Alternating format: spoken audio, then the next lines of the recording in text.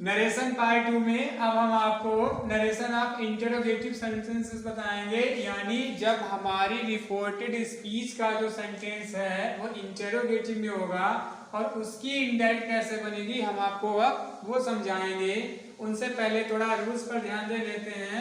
जब reported speech का sentence affirmative में था तो रिपोर्टिंग वर्ब टोल्ड सेट लगता था, लेकिन अब क्या है, रिपोर्टेड स्पीच का सेंटेंस इंटरोगेटिव में होगा। जैसे हम सेंटेंस से लिख लेते हैं, he said to him,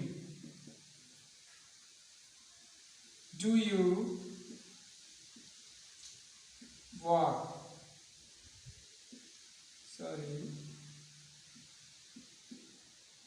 do you walk. अब जब हम देखेंगे ये इंटरोगेटिव का सेंटेंस है रिपोर्टेड स्पीच का, ये इंटरोगेटिव में है।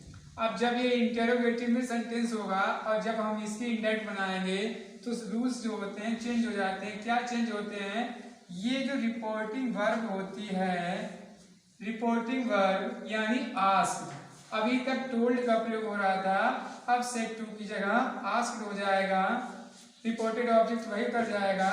कामा इन्वर्टेड कामा में अभी तक क्या हो रहा था, कंजक्शन डेट का प्रयोग कर रहे थे, लेकिन जब रिपोर्टेड स्पीच इंटरोगेटिव में है तो कामा इन्वर्टेड कामा को हटाकर इफ या वेदर का हम प्रयोग करेंगे।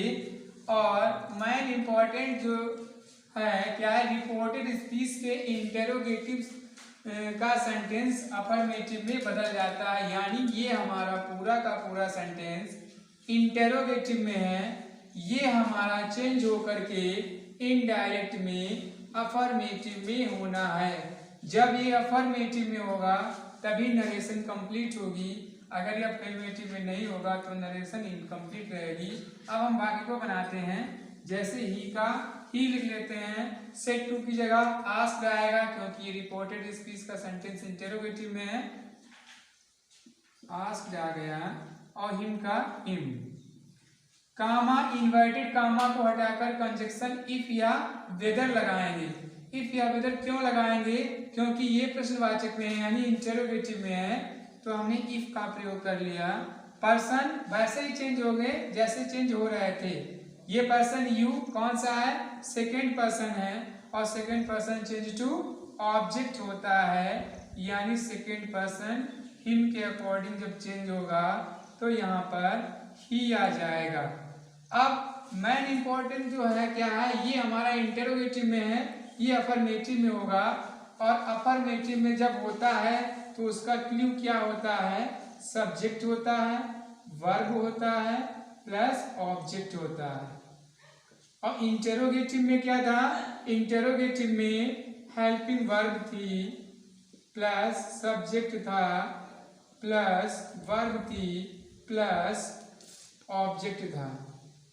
अब हम इसको अगर देखेंगे तो हेल्पिंग वर्ब ये हमारी डू हो जाएगी, सब्जेक्ट हमारा यू हो जाएगा, वर्ब हमारी वॉक हो जाएगी, ऑब्जेक्ट इसमें है नहीं, होता तो आगे लिख जाता, लेकिन जब इसकी हम इनडायरेक्ट बनाएंगे तो सबसे पहले सब्जेक्ट लिखेंगे, फिर वर्ब लिखेंगे, फिर ऑब्जेक्ट लिखेंगे। सब्जेक्ट हमने ही लिख दिया है, अब हमें क्या लिखना है, वर्ब लिखना है। कौन सी वर्ब आएगी, सेंटेंस उसी के अकॉर्डिंग चेंज होगा जिसके अकॉर्डिंग चेंज होता है, यानी प्रेजेंट इंडिफिनिट का जो टेंस है पास्ट इंडिफिनिट में चेंज होगा, तो वॉक का V2 वॉक्ड हो जाएगा और ये अफर्मेटिव में बन जाएगा। आपकी नरेशन कंप्लीट हो गई। एक और सेंटेंस ले लेते हैं, you said are you coming, are you coming. तो इसकी जब हम नरेशन बनाएंगे यानी इंडायरेक्ट बनाएंगे तो यू का हम यू लिख लेंगे, सेड टू का आस्क्ड, कामा इन्वर्टेड कामा को हटाकर कंजक्शन इफ या वेदर। अब हमारा फिर ये रिपोर्टेड स्पीच का सेंटेंस इंटरोगेटिव में है, ये हमारा अफर्मेटिव में बनना है। अफर्मेटिव में सबसे पहले सब्जेक्ट का प्रयोग होता है, तो you you second person change to object, और यहाँ पर ऑब्जेक्ट नहीं है। और हमने आपको बताया था कि जहाँ पर ऑब्जेक्ट नहीं होता है हम ऑब्जेक्ट को आई या ही मान लेते हैं, तो यहाँ पर हमने इसको आई मान लिया। और आई कमिंग है, कौन सा टेंस है, present continuous change to past continuous, यानी ये हमारा प्रेजेंट कंटिन्यूअस का टेंस इंडेक्स में पास्ट कंटिन्यूअस में बदल जाएगा। और पास्ट कंटिन्यूअस में जब ये बदलेगा तो वाज आएगा। वाज के बाद इसमें भी आईएनजी फॉर्म आती है, उसमें भी, तो ये कमिंग हो जाएगा। आपका ये सेंटेंस भी कंप्लीट हो गया है। थोड़ा ध्यान देते हैं, समझ लेते हैं क्या है नरेशन ऑफ इंटेरोगेटिव। अभी तक हमने क्या बनाया था, नरेशन ऑफ अफर्मेटिव, यानी रिपोर्टेड स्पीच का जो सेंटेंस है वो अफर्मेटिव में था, बनाना सीखा था।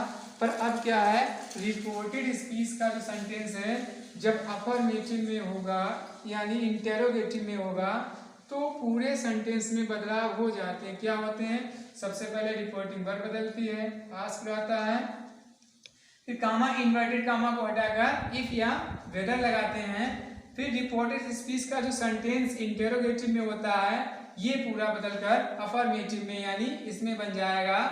सेंटेंस वैसे ही चेंज हो गए, यानी present indefinite change to past indefinite, present continuous change to past continuous, और present perfect change to past perfect. अब आपको क्या करना है, एक्सरसाइज आपको दी जा रही है, आप क्या करेंगे, सेंटेंस जो है इनको सॉल्व करेंगे, यानी इनको आप कॉपी पर बनाएंगे। कोई भी समझ में नहीं आ रहा है तो आप कमेंट में हेल्प ले सकते हैं। Mohan said to Raman, Ramu eats the food, तो इसमें क्या है, मोहन का मोहन आएगा, सेड टू जगह टोल्ड आएगा, रमन का रमन लिख लेंगे, कामा इन्वर्टेड कामा हटाएंगे, कंजक्शन डेट का प्रयोग कर लेंगे, रामू जो कि आपका थर्ड पर्सन है चेंज नहीं होगा, और ईट का एट द फूड हो जाएगा, सेंटेंस कंप्लीट हो जाएगा। दूसरा Sohan said to him, Sohan का सोहन लिखा जाएगा, सेड टू का टोल्ड होगा, हिम का हिम होगा, यू जो कि सेकंड पर्सन है चेंज टू ऑब्जेक्ट है तो इसके अकॉर्डिंग यहाँ पर ही आ जाएगा। प्रेजेंट कंटिन्यूअस में है तो ये पास्ट कंटिन्यूअस में बदल जाएगा।